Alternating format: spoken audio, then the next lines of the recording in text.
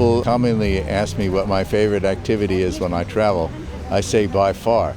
By far it's going to flea markets. So that's where I find interesting ideas, find interesting objects, meet the real, so-called real people of these places, and get a real understanding of daily life in the places I'm visiting. It's like somebody going out into the forest and all of a sudden they find a beautiful flower. You don't know what moves you and why you find it beautiful, but you just do. And it's the same thing walking around here. All of a sudden I find things that just, it's like just brings me there. I all of a sudden feel a spark.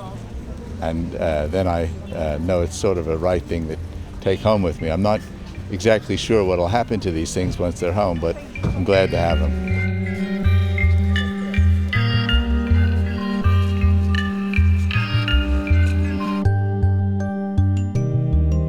I don't say I want to take a beautiful picture. I don't say I want to take a disturbing picture. I don't say, well, it just should be funny.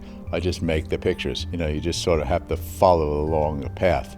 Sometimes you come to a dead end, you got to go back and then take a side road, and that may lead somewhere, but it may not lead somewhere, and you got to go back again and figure out what works. So there's no real particular approach, and I don't necessarily think about what I'm trying to do. I just do it. Taking pictures is a science and an art, so it's not necessarily all intuition. There's a lot of conscious decisions that I have to make based on understanding the media itself. So all I can say is the pictures involve a very interactive process, but the process is very nonverbal.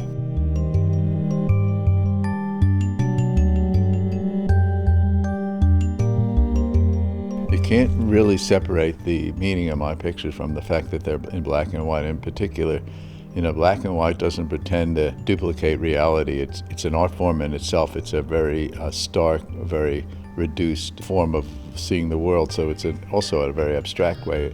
You know, for me, black and white has its own language. It's a language that doesn't claim to be anything more than what it is, whereas color photography always claims to duplicate reality, and it really doesn't. It's photographic reality, but when people look at a color picture, they think they're seeing reality, but it isn't reality. It's not the same as my eye or my mind sees. It's photographic. And so that always creates a bit of a discontinuity in my mind. Well, I always go to a place with a silent mind. I never think about the picture before I get there.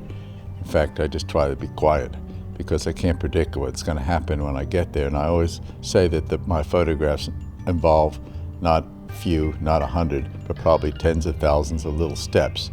Many are subconscious, many are conscious, before I actually start thinking about picking up the camera and taking the picture. So it's very much a step-by-step process based on objects, based on animals, based on the people, based on the drawings, and trying to combine them all in an integrated way that has deeper level meanings, has multiple layered meanings, and most importantly has a very formalistic integration of the things out there that the picture's about.